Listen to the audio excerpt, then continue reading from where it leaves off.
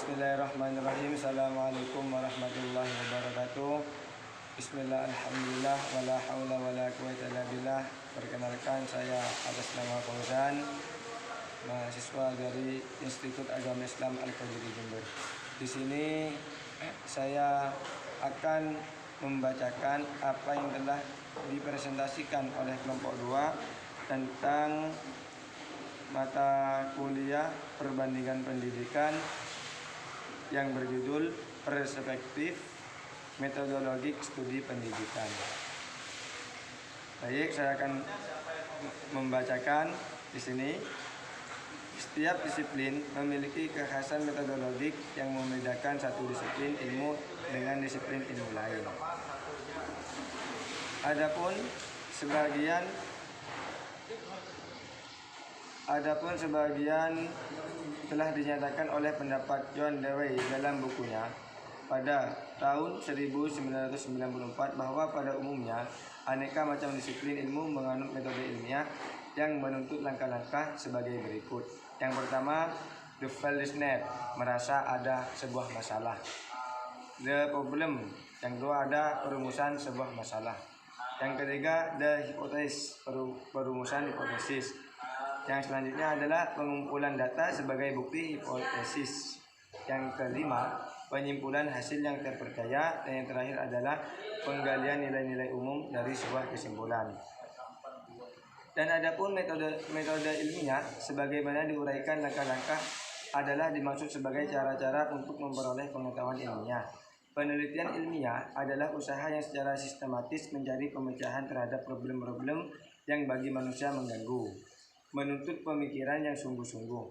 Dewasa ini ada banyak problem dalam kehidupan manusia yang menuntut pemecahan mendesak, lebih-lebih dalam penyelenggaraan sebuah pendidikan. Adapun perbedaan penyelenggaraan pendidikan sebagaimana dikemukakan Dito Hadisusanto, Suryati Sidarto dan Dwi Siswoyo pada tahun 1995 yang mencakup 5 pokok. Yang pertama, pemerataan pendidikan. Yang kedua, daya tampung pendidikan. Yang ketiga, relevansi pendidikan. Yang keempat adalah kualitas pendidikan, dan yang terakhir adalah efisiensi dan efektivitas.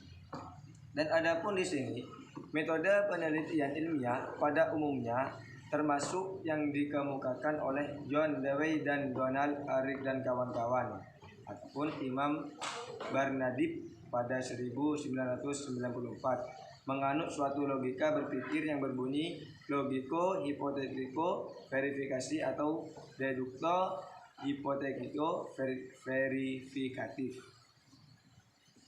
Menurut Jujun Surasmantri pada 1987, dalam rangka menemukan kebenaran ilmiah yang dapat dipertanggungjawabkan perlu metode ilmiah yang berdasarkan pada 3 hal, yaitu penyusunan kerangka berpikir berdasarkan logika deduktif, pengajuan hipotesis sebagai kesimpulan dari kerangka berpikir, dan yang terakhir adalah verifikasi terhadap hipotesis.